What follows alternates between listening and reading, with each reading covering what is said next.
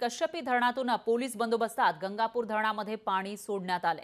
कश्यपी धरण परिसरातील नागरिक आक्रमक झालेले आहेत। स्थानिक नागरिकांचा विरोध असताना पाण्याचा विसर्ग केला जातोय आणि त्यामुळेच इकडचे नागरिक हे आक्रमक झालेले आहेत आणि अशा परिस्थितीमध्ये पोलीस सुरक्षेमध्ये पाणी सोडण्यात आलेलं आहे।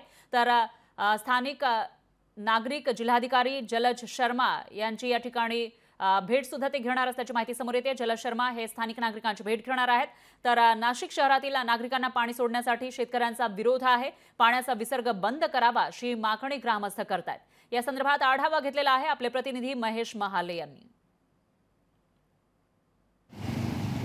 पाहिजे तसा पाऊस झाला नाही, यामुळे नाशिक जिल्ह्यातील धरणांनी तळ गाठला। गंगापूर धरणामध्ये देखील पाणीसाठा हा मोठ्या प्रमाणात कमी झाला आणि गंगापूर धरणाने तळ गाठल्यानंतर आता गंगापूर धरणाच्या आधिपत्याखाली येणाऱ्या छोट्या मोठ्या धरणातून पाणी सोडण्याची मागणी खरतर जलसंपदा विभागाकडून करण्यात आली होती। मात्र कश्यपी धरणातून पाणी सोडण्यात येऊ नये यासाठी स्थानिकांनी मोठ्या प्रमाणात विरोध केला आणि हा विरोध होत असताना आता या गावकऱ्यांच्या पाण्यासंदर्भात जे संकट आहे ते त्यांच्यावर देखील येऊ शकतं। शेतीला पाणी मिळणार नाही म्हणून गावकऱ्यांनी खरतर पाणी सोडण्यासाठी विरोध केलेला होता। मात्र जलसंपदाच्या अधिकाऱ्यांनी बैठक घेतली आणि पोलिसांच्या फौजफाट्यासह आज कश्यपी धरणामधून पाणी सोडण्यात येत आहे आणि हे पाणी आता थेट गंगापूर धरणामध्ये जाणार आहे। एकूणच नाशिककरांवरचं जे पाणी कपातीचं संकट आहे ते कुठेतरी नाहीसं होणार आहे। गंगापूर धरणामध्ये थोडाफार प्रमाणात आता पाणी जमा होणार आहे, त्यामुळे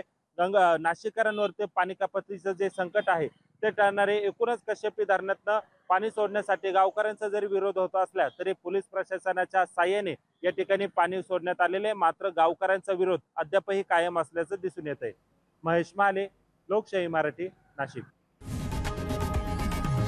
लोकशाही मराठी ऐका, पहा, जागरूक रहा।